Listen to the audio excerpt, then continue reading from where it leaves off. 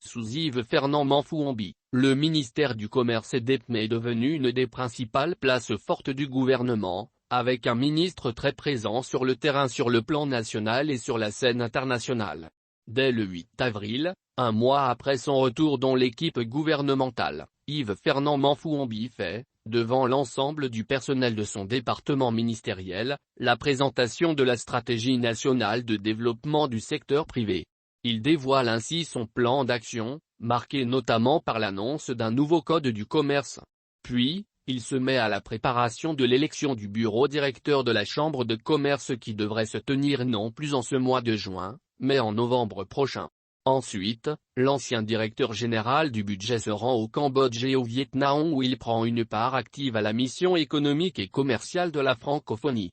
Il sollicite et obtient que la prochaine réunion de cette instance se tienne à Libreville à partir du 6 juillet prochain.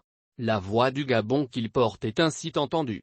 Toujours sur le front extérieur, il vient de conduire, la semaine dernière, la délégation gabonaise à la 12e conférence des ministres du commerce de l'Organisation mondiale du commerce, OMC, qui se tenait à Genève.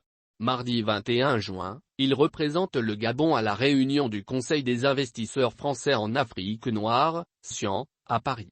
Incontestablement, il a mis en lumière le ministère du Commerce et confirme que si tout n'est pas commerce, le commerce est essentiel, comme l'a dit un secrétaire d'État français au commerce extérieur.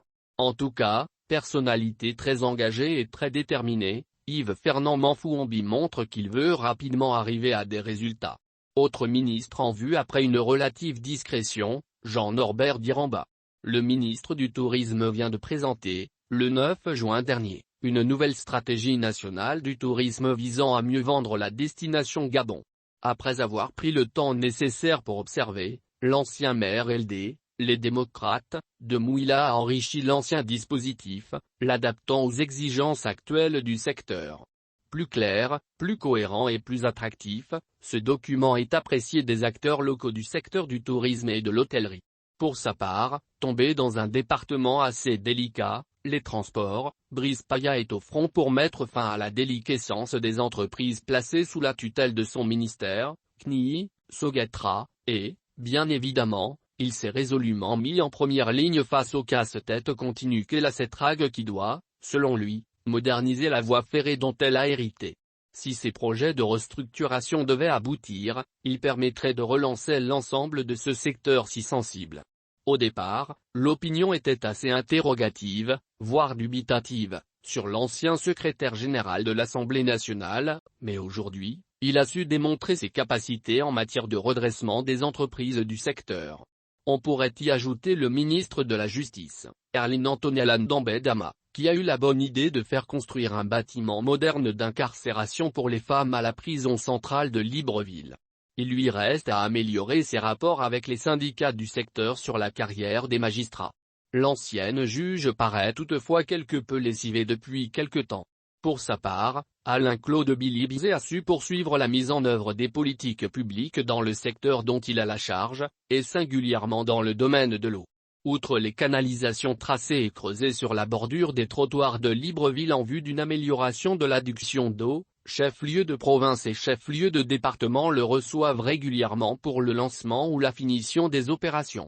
Une activité menée tambour battant au cours de laquelle le ministre de l'Énergie et des Ressources hydrauliques qui traite ces sujets avec détermination, parce que pour lui tout est urgent, a lancé un programme basé sur l'égalité des chances entre les provinces et les départements en ce qui concerne la distribution de l'eau.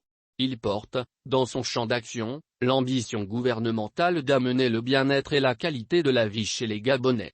Bref, des choses concrètes. Si on devait choisir une bonne brochette de membres du gouvernement qui étaient très attendus, mais qui font du tourisme, on en citerait une dizaine.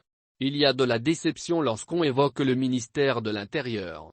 Toujours pas de délivrance de la carte nationale d'identité, la fameuse CNI, en dépit des promesses fermes faites par Lambert Mata.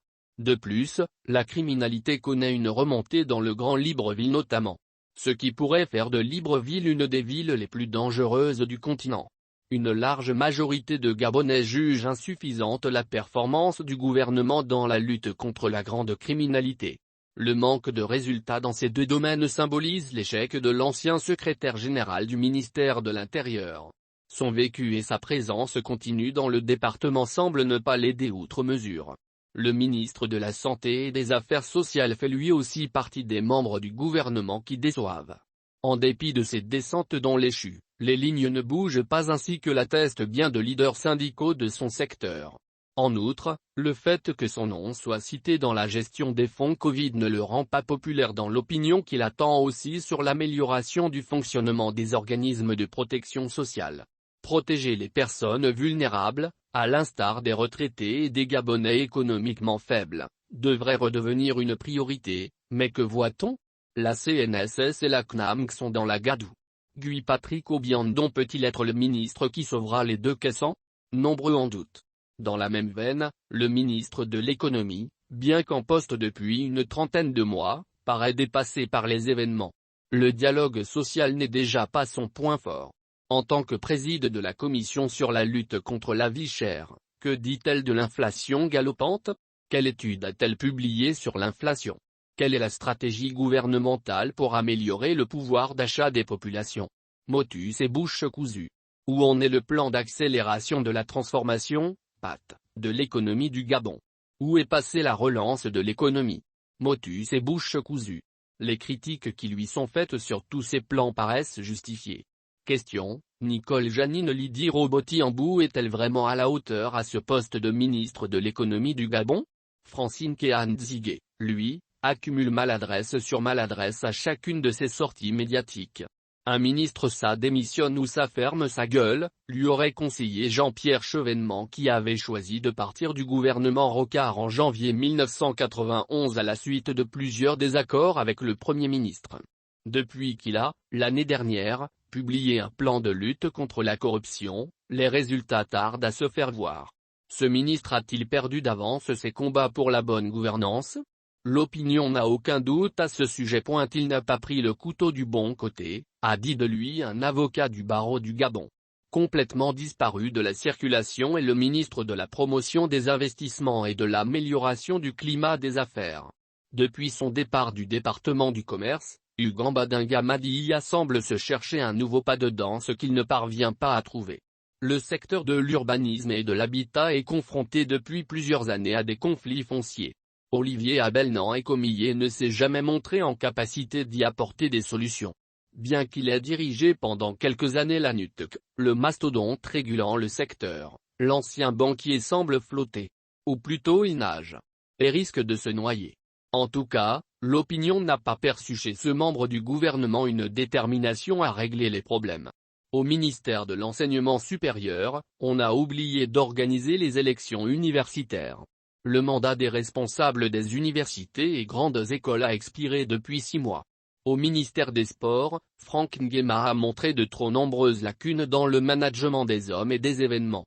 S'il ne gère pas l'équipe nationale de football, ce qui est plutôt du ressort de la FEGAFOOT, l'opinion pense qu'il a accumulé des bourdes, dont la dernière, très retentissante, reste le voyage risqué de l'équipe nationale de football sur Kinshasa qui a fait monter au créneau des footballeurs jusque-là très taiseux, à l'instar de Bruno et les mangas. La communication, même parfaite, ne peut pas tout régler tout le temps.